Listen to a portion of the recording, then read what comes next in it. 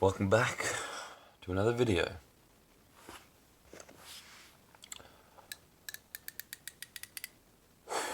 Life goes on, life goes on. Yeah, life goes on.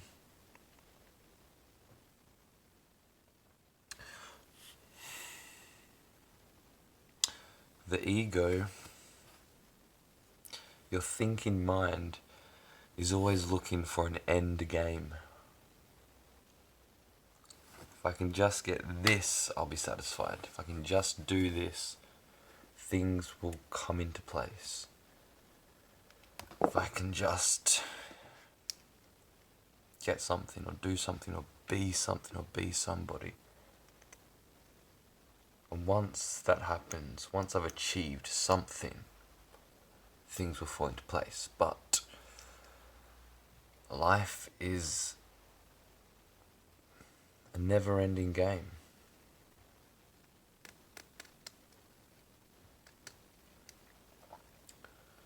There is no end game. Life is eternal.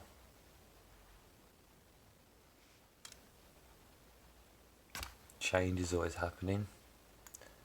You don't achieve something and then you've got it, In a way, happiness is a never-ending process. It's not just like you achieve happiness.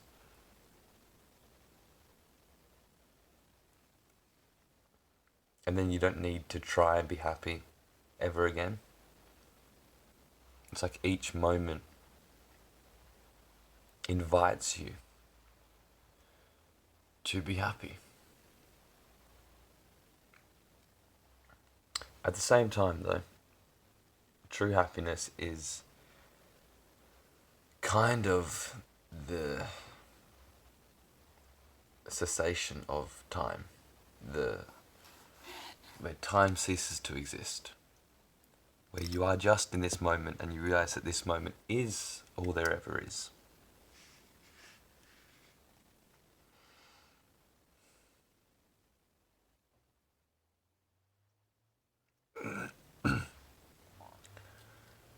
But anyway, what I'm trying to say is that we are always changing.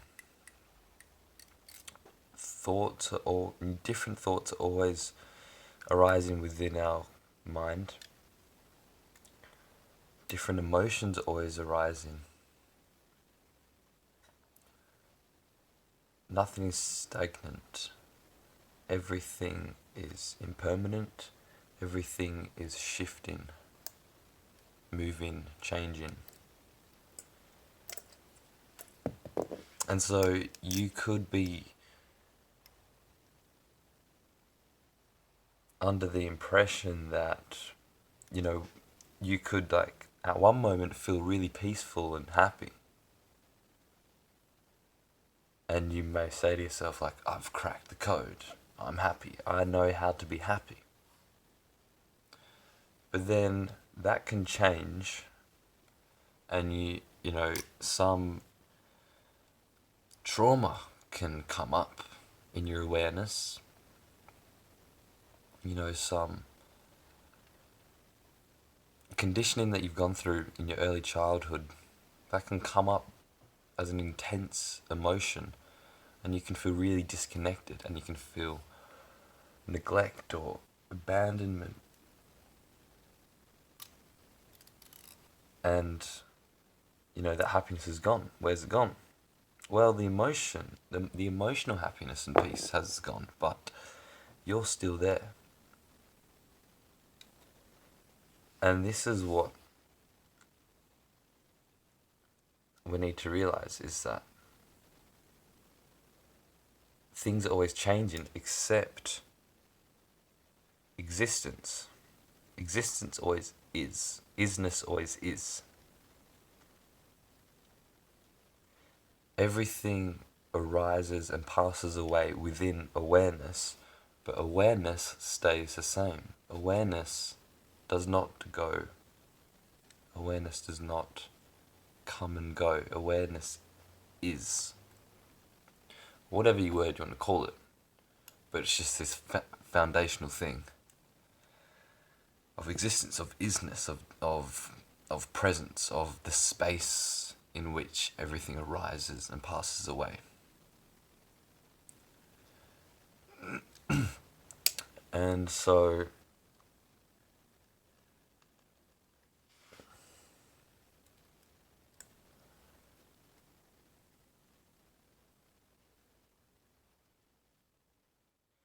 really it's about love and disidentification. What I mean by that is, like, we have all of us in the world now, it's 2021. We're basically really still in the dark ages of emotional maturity and spiritual maturity. We don't really know a whole lot about emotions or spirituality. And a lot of us have been abused, neglected, abandoned, manipulated, disrespected in our early childhood. Because we're all wounded. There's no one to blame here, because you can say, my parents, when I was at an early age, I didn't get the love that I deserved. I was neglected. I was disrespected. I was looked at as stupid. So you can say, I blame my parents for that. They should have taken better care of me and loved me more. But of course you can see that the only reason that they are acting that way, and that the only reason that they didn't give you the level of love that you do deserve, is because they never received that from their parents, and their parents never received it from their parents, and on it goes. It's this trauma, this collective trauma that gets passed down. And so when you can see that, then you can see that it's not a part of you.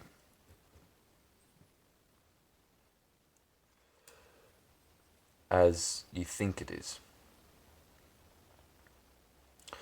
You're not to blame for the trauma that you have.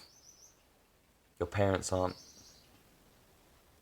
to blame for the trauma that you have and the trauma that they have, and on and on, whatever you have, on and on it goes. No one's to blame. However, the trauma that you are dealing with is now your responsibility. It's now your responsibility. Responsibility. Your ability to respond. To what level is your ability to respond to the trauma that you have? Are you going to respond to it in blame, or are you going to respond to it in acceptance and transcendence? The truth is, we did not have a choice in the trauma that we're going to be grown up into. However, we've got it now, and we've got to accept that. What are we going to do with this? The blame game is just perpetuating the suffering and perpetuating the duration it's going on to. In a way, blaming it is just keeping it frozen, keeping it stuck in time. If we can learn to love the trauma.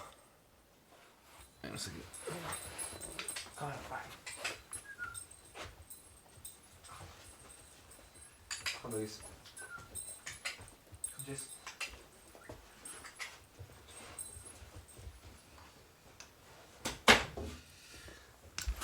my dogs didn't want to get distracted. But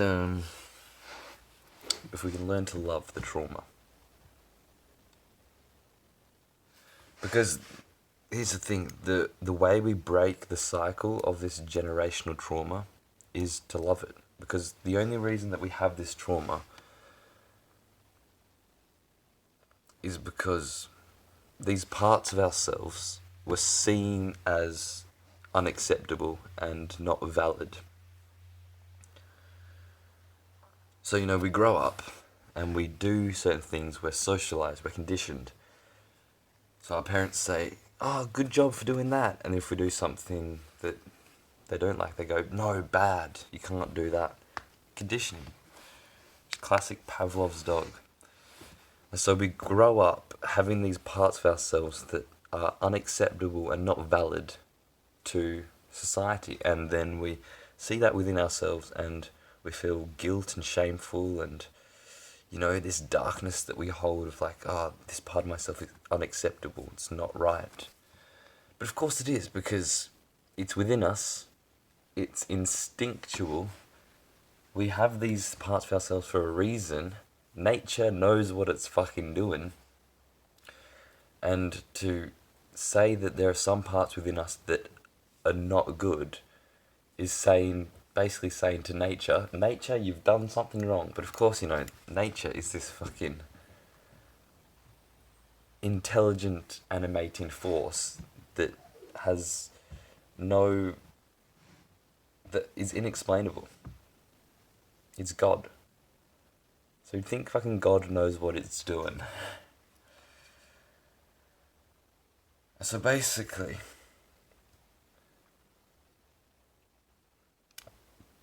these parts of ourselves that we try and hide because we've learnt that they're unacceptable and not valid. These parts of ourselves are in desperate need of loving attention.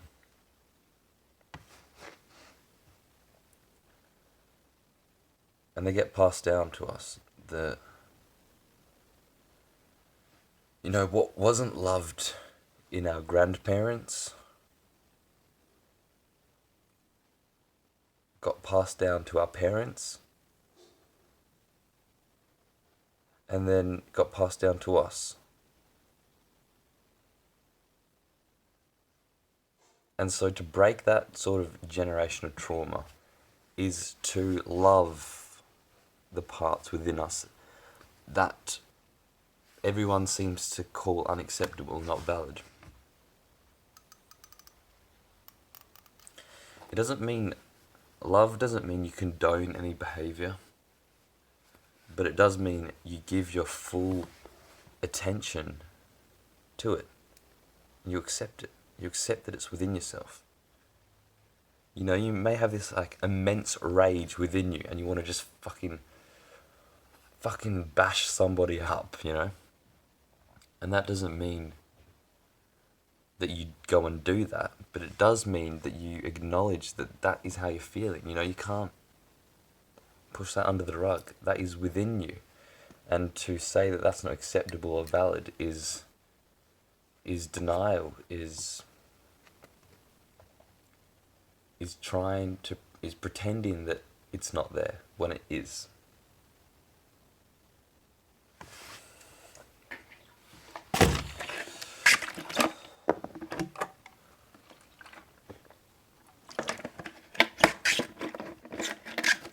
So we have a responsibility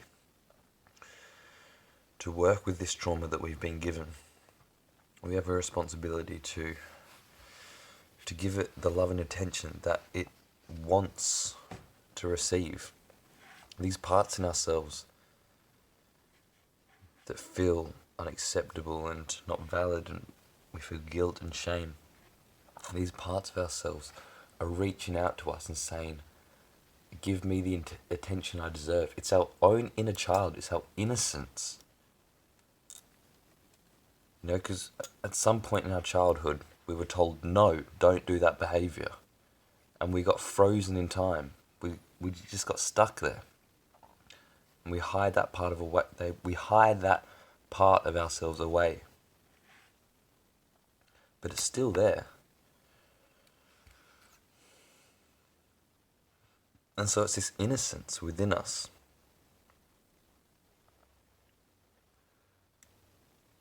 that is asking to be loved. It's our own inner child.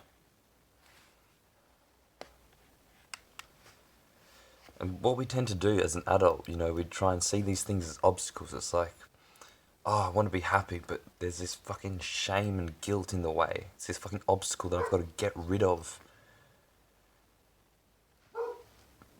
But what you're doing there is basically saying that to your own innocence.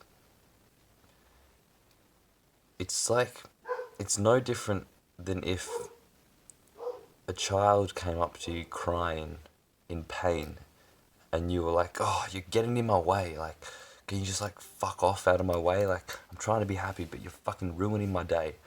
Do you know how much that would fucking hurt them even more? Of course you do. And so that's really what's happening.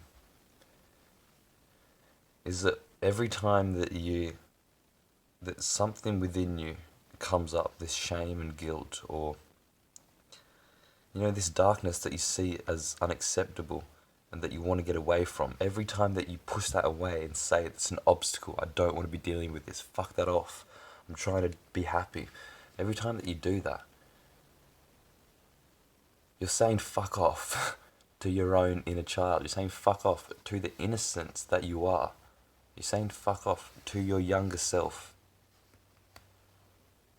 It's no different to saying fuck off to a child in pain that comes up to you asking for help.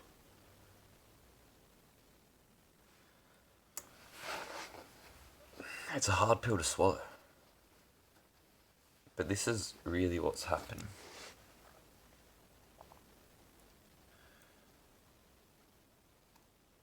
And so,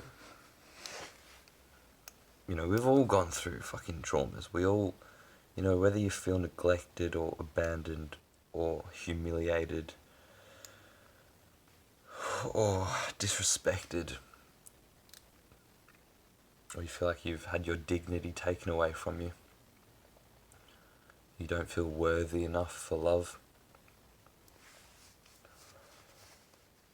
All these things are here to be loved, to be accepted and acknowledged. And the best way to do this is starting to speak to yourself in a way that you would speak to a child in pain that is asking for your help. Because this is what is happening. The feelings that you feel, this darkness that pulls you in, it's pulling you in because it's asking for your loving attention.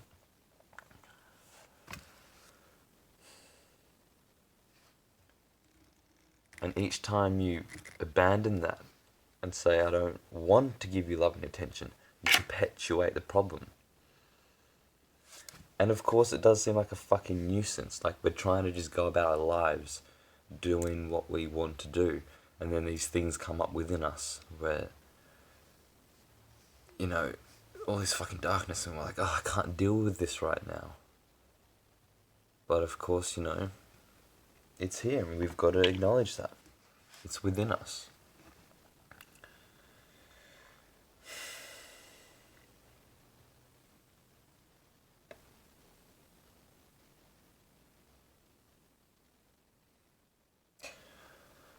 So,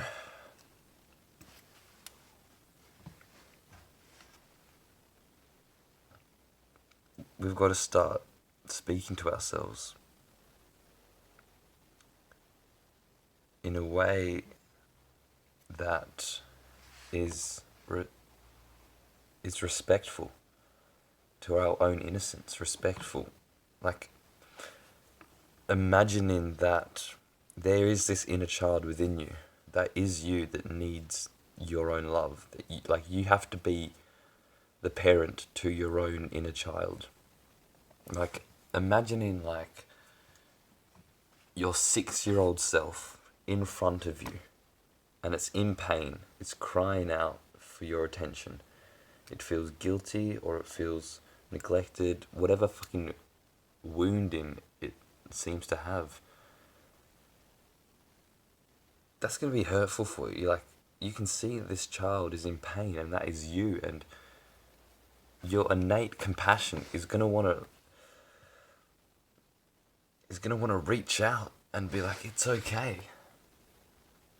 I understand the pain you're going through because I fucking am you. I understand the neglect that you've gone through, and the disrespect that you've gone through. I was you. I understand this more than anyone because, I'm an adult now, and I understand the pain that you've gone through. And this is how you've got to start talking to yourself. And you may think it's like, oh, it's weird to talk to myself, but we do it all the time. We talk to ourselves all the fucking time.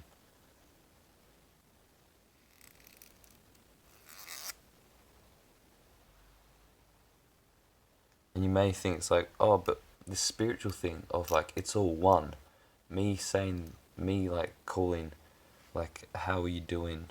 Like, talking to yourself like, how are you doing? I am here for you. Seems like separation, but actually no, it's devotion.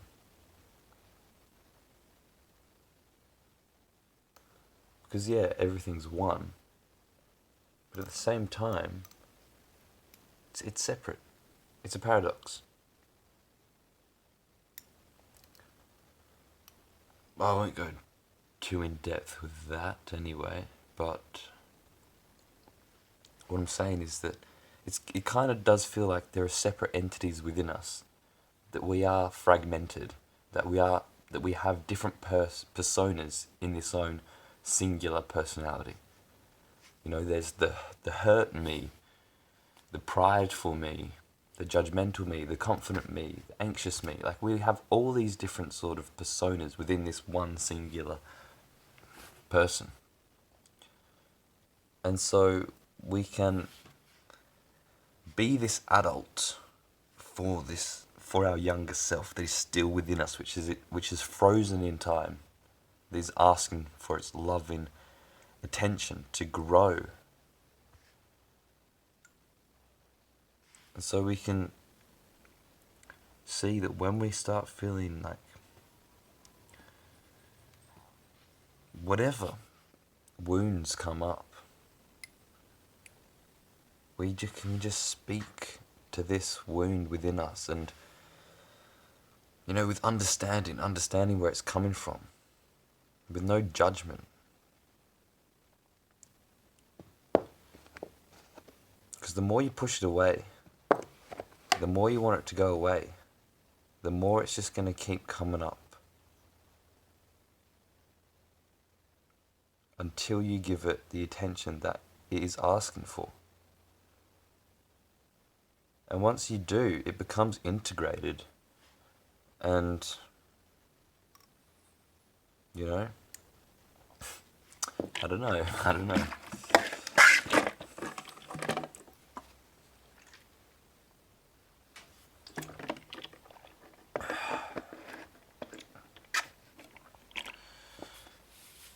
This is new stuff for me, because I've always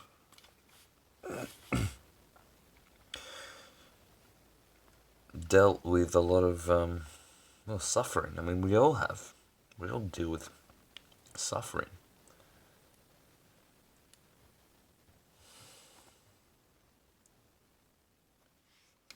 But to push away the suffering is not how we do it.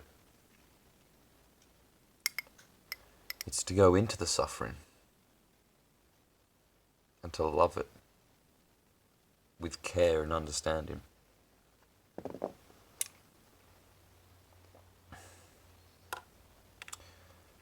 And here's the other thing, is that you can think about it as not entirely you. You can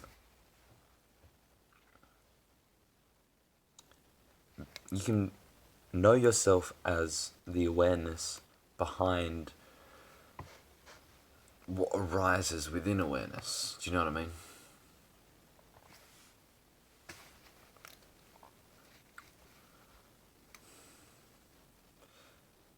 Because, you know, something comes up, we feel guilty, or we feel hurt, or whatever.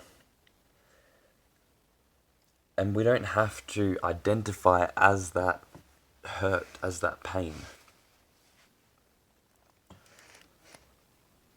You know, it's like, it's easy to see that you're not the body.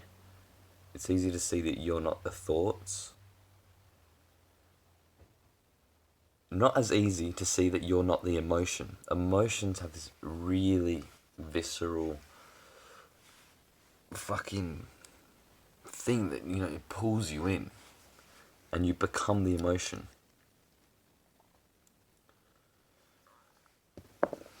it's a hard thing to see that that's not you, but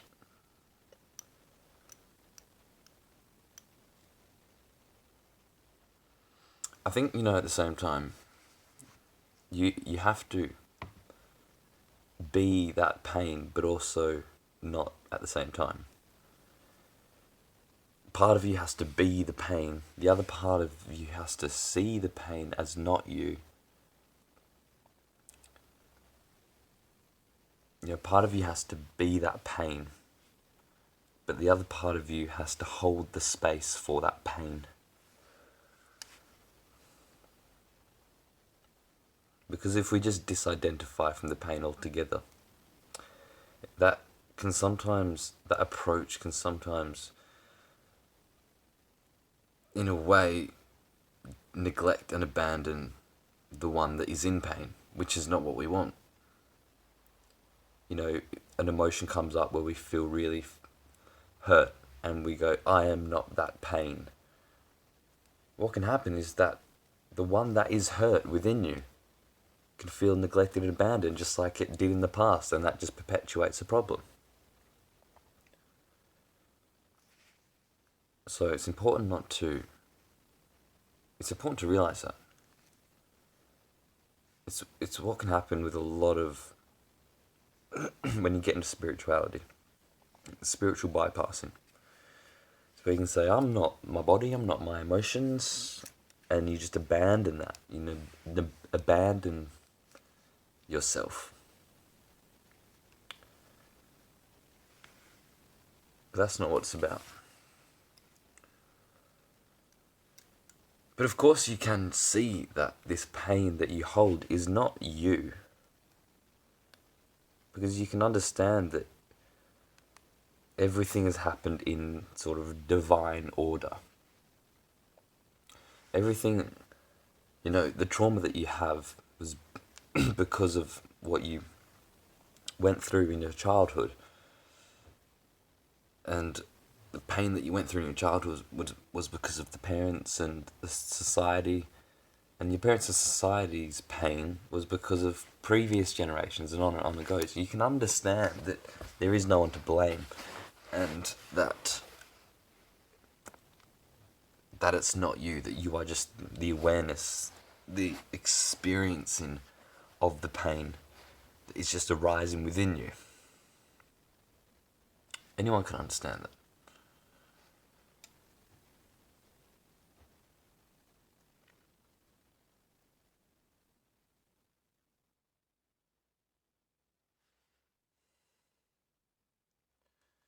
So yeah.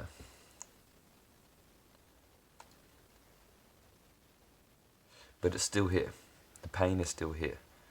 Just because you realize that you are not the pain doesn't mean the pain just vanishes.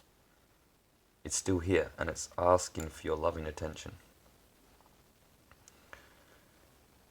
To just say that, oh, I'm not that pain, that does not free you from the pain. And if you say, I'm not that pain, and you just sort of like throw it out of your field of awareness, that's neglect. It's abandonment. And it's gonna, like I said, perpetuate that one that's in pain and just make it more painful.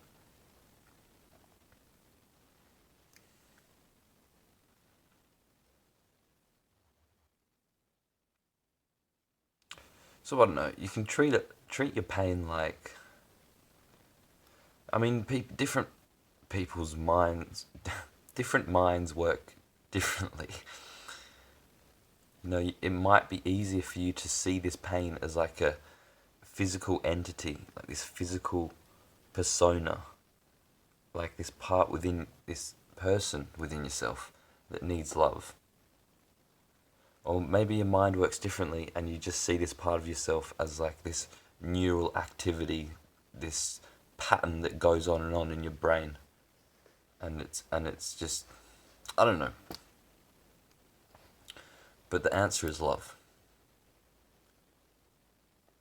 And I think love is a very misunderstood word because we misinterpret it for romantic relationships and whatever. But really, when I mean love, is just a deep sense of understanding and care and kindness. Acknowledging that it's there, accepting that it's there, and understanding why it's there, and understanding what it's trying to tell you.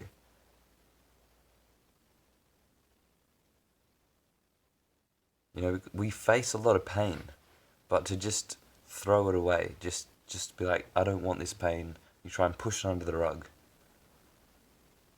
It's a temporary solution. But long term, it's going to bite you back in the ass. And it's just, it's going to build this momentum, and it's going to be more and more painful each time you push it under the rug.